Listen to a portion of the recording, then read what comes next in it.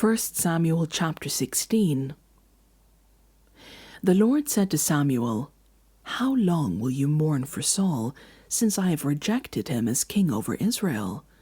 Fill your horn with oil and be on your way. I am sending you to Jesse of Bethlehem. I have chosen one of his sons to be king." But Samuel said, "How can I go? If Saul hears about it, he will kill me." The Lord said, "Take a heifer with you and say, 'I have come to sacrifice to the Lord.' Invite Jesse to the sacrifice, and I will show you what to do. You are to anoint for me the one I indicate." Samuel did what the Lord said. When he arrived at Bethlehem, the elders of the town trembled when they met him. They asked, "Do you come in peace?" Samuel replied, "Yes, in peace. I have come to sacrifice to the Lord. Consecrate yourselves and come to sacrifice with me." Then he consecrated Jesse and his sons and invited them to the sacrifice. When they arrived, Samuel saw Eliab and thought, "Surely the Lord's anointed stands here before the Lord." But the Lord said to Samuel, "Do not consider his appearance or his height, for I have rejected him.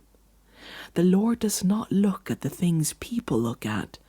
People look at outward appearance, but the Lord looks at the heart." Then Jesse called Aminadab and had him pass in front of Samuel. But Samuel said, "The Lord has not chosen this one either." Jesse then had Shammah pass by, but Samuel said, "Nor has the Lord chosen this one."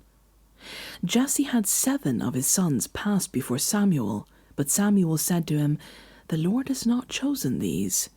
So he asked Jesse, "Are these all the sons you have?" "There is still the youngest," Jesse answered. "He's tending the sheep." Samuel said, "Send for him. We will not sit down until he arrives." So he sent for him and had him brought in. He was glowing with health and had a fine appearance and handsome features. Then the Lord said, "Rise and anoint him. This is the one." So Samuel took the horn of oil and anointed him in the presence of his brothers. And from that day on the Spirit of the Lord came powerfully upon David. Samuel then went to Ramah. Now the Spirit of the Lord had departed from Saul, and an evil spirit from the Lord tormented him. Saul's attendants said to him, "See, an evil spirit from God is tormenting you. Let our Lord command his servants here to search for someone who can play the lyre. He will play when the evil spirit from God comes on you, and you will feel better."